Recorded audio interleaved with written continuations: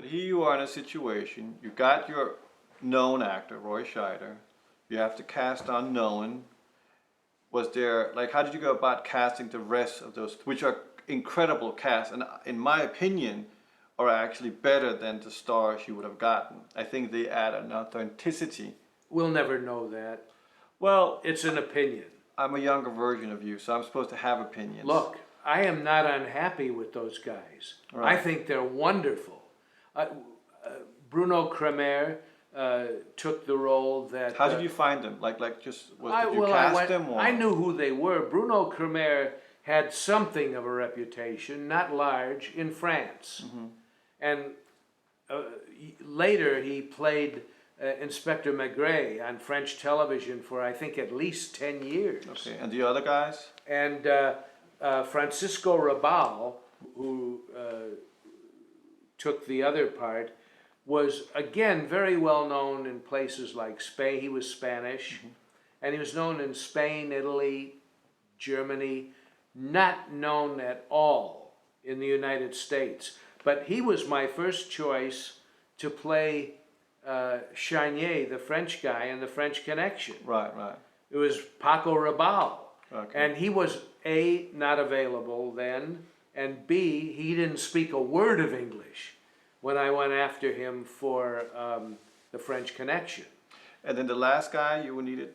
Well, the last guy was Amadou, always the same guy. Amadou was always... We wrote that part for Amadou. Okay, so you had him always going in. Yeah. Okay, so you were like a real general in a battle, just going relentlessly up the hill. I think you could say that, but I didn't think of it at that time. No, but looking back on it... I always looked at making a film as both an adventure and an education. And the people who came along with me shared my feelings. Right. They all could have done other simpler films. They could have filmed Doris Day in bed with Rock Hudson if they wanted. But they chose to come with me on these very dangerous adventures. And the crew you had, was that your usual crew? To a great extent. Okay. The camera operator, who was a Cuban guy named Ricky Bravo, who photographed the Cuban Revolution at Castro's side. He was your operator? He was the operator, as he was on French Connection. Right. And Exorcist, okay. And then I took him as the operator on Sorcerer. But, so I was about to tell you that when I arrived in Tuxtepec for the bridge scene, I see what appeared to be hundreds, and was, in fact, hundreds of people leaving with sacks over their backs. And I said to my guide, who was Mexican, is this a holiday? I mean, where are they all going? And he went, I said, no, why are all these people from the village leaving? He said, because the director of The Exorcist is here.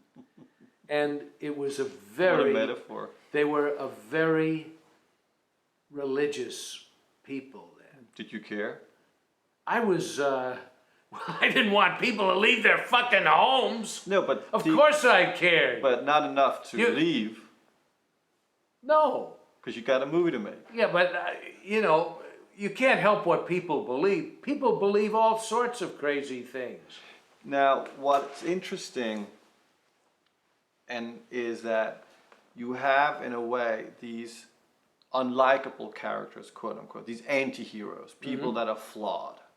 Something that was also very much in the Exorcist characters, you know, in a sense. No, you love the little girl. Well, no, you love the little girl, but the mother was fine.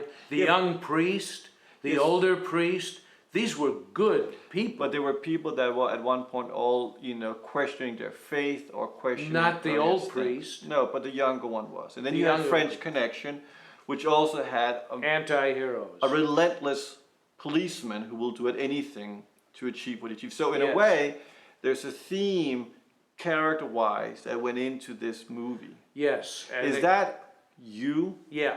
I don't believe in heroes.